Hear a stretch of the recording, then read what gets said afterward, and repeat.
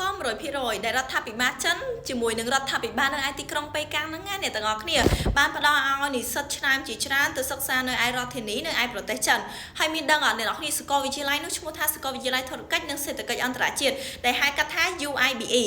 ហើយអ្នកនរគ្នាផ្ដល់ឲ្យសម្រាប់តែនិស្សិតកម្ពុជាទេស្ដាប់អត់ខុសឲ្យអ្នកទាំងអស់គ្នាចឹងបើសិនជាចង់ធ្វើកាត់អាពាហ៍គឺធ្វើកាត់អាពាហ៍បានបញ្ជាក់ឲ្យបញ្ជាក់ទៀតតែនិស្សិតកម្ពុជាទេចឹងឱកាសច្រើនណាស់អ្នកទាំងអស់គ្នាមិនថាកម្រិតបញ្ញាបត្រកម្រិតបញ្ញាបត្រជាន់ខ្ពស់និងកម្រិតបណ្ឌិតទេអ្នកទាំងអស់គ្នាមានដូចគ្នាហើយប្រាក់ឧបត្ថម្ភក្នុងមួយឆ្នាំ20000 យ៉េនអ្នកទាំងអស់គ្នាល្អខ្លាំងមែនតើជំនាញមានច្រើនមិនថាជំនាញ Economic ជំនាញ International Economic Entra ជំនាញ Business Administration Marketing Logistics Management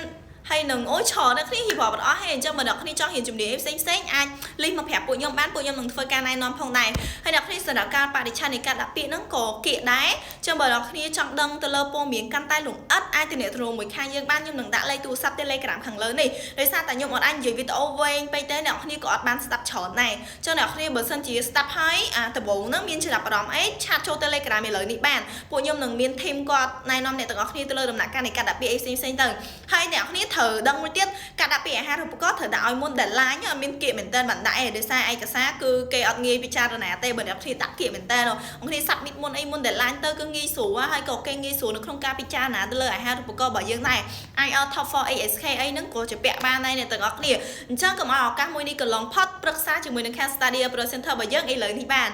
មួយទៀតអ្នកទាំងអស់គ្នាមកការចល័យផ្ទាល់ក៏បានដែរនៅខាងបឹងតវ៉ៃទេអ្នកគ្នាជិបសាបឹងតវ៉ៃហ្នឹងងាយស្រួលហួយគ្រាន់តែត្រប់នៅក្នុង Telegram ទៅថាបងខ្ញុំចង់មកទីតាំងគឺពួកគាត់តម្លាក់ location ជូនហើយបើអ្នកគ្នានៅឆ្ងាយល្បួរឬក៏នៅតាមខេត្តនៅអីទេប្រឹក្សាតាម Telegram បានអញ្ចឹងអរគុណច្រើនអ្នកទាំងអស់គ្នាសម្រាប់អាហារូបករណ៍ដែលបានស្ដាប់ហើយអរគុណច្រើនមែនទែនអ្នកទាំងអស់គ្នា